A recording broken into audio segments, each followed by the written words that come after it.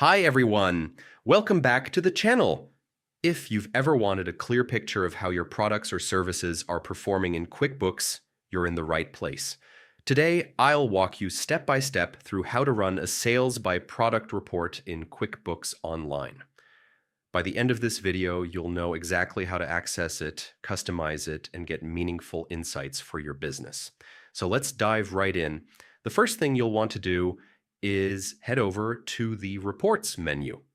You'll find this on the left-hand navigation bar inside QuickBooks Online. Click on it, and this will bring you to the Reports Center, where all of your reporting tools live. Now, instead of scrolling through a long list, the quickest way is to use the search bar at the top. Simply type in Sales by Product Service. QuickBooks will give you two options, Sales by Product Service Summary. This shows you the total sales for each of your products or services, which is perfect for getting a quick overview. Sales by Product Service Detail. This one goes deeper and shows each transaction tied to your products or services. Choose the version that works best for your needs.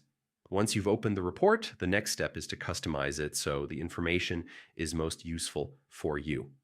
In the upper right corner, you'll see the Customize button. Click on that, and here you can adjust several key settings. Report period. Set the date range you want to review. For example, you might choose last month or this year to date. Display columns by. Decide how you want your data grouped, such as by customer, product, or service.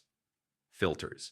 This is especially handy if you only want to see sales for a specific product, service, or even customer group. After making your adjustments, click Run Report. And just like that, QuickBooks generates a clean, organized view of your sales broken down by product or service. This report can be a powerful tool. It helps you quickly identify which items are driving the most revenue, spot trends over time, and make smarter inventory or service decisions. And here's a pro tip. Once you've customized the report the way you like it, you can save it for future use. Just click Save Customization, and next time you won't have to start from scratch. That's all it takes. In just a few clicks, you can go from searching in reports to having a detailed breakdown of your sales by product. Thanks for watching. If you found this tutorial helpful, don't forget to like the video and subscribe for more QuickBooks tips that make managing your business easier. See you in the next one.